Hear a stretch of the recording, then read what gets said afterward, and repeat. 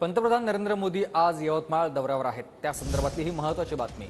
मोदींच्या उपस्थितीत यवतमाळमध्ये महिला बचत गटाचा एक कार्यक्रम होणार आहे आणि यावेळेला मोदींच्या हस्ते विविध योजनांचा शुभारंभ देखील केला जाणार आहे। मोदींच्या दौऱ्याच्या पार्श्वभूमीवर 4000 पोलिसांचा बंदोबस्त यवतमाळमध्ये तैनात करण्यात आलेला आहे। 2 लाखाहून अधिक महिला या कार्यक्रमाला उपस्थित राहणार आहेत आणि या सगळ्याचा आढावा घेतला माझ्या सहकार्यानं।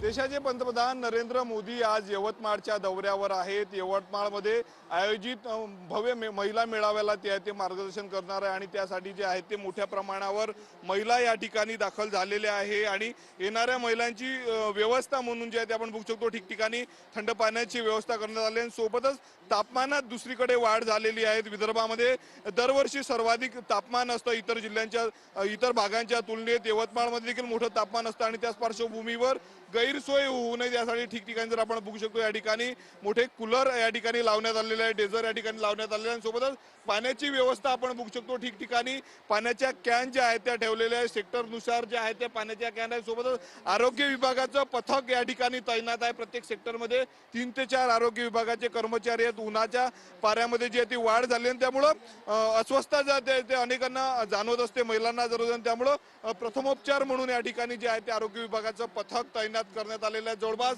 1.5 लाखांपेक्षा अधिक महिला या ठिकाणी येतील असा आयोजकांनी जो तो अंदाज वर्तवला आहे। जवळपास 1500 पेक्षा अधिक एसटी बसच्या माध्यमातून महिलांना जे आहे ते यवतमाळमध्ये आणण्याचं काम सुरू आहे। साधारणतः 4 वाजता देशाचे पंतप्रधान नरेंद्र मोदी या ठिकाणी येणार आहेत आणि महिला मेळाव्याला जे आहे ते मार्गदर्शन करणार आहे आणि त्याच पार्श्वभूमीवर महिलांची गैरसोय होऊ नये म्हणून ठिकठिकाणी जे आहे ते थंड कूलर देखील लावण्यात आलेले आहेत।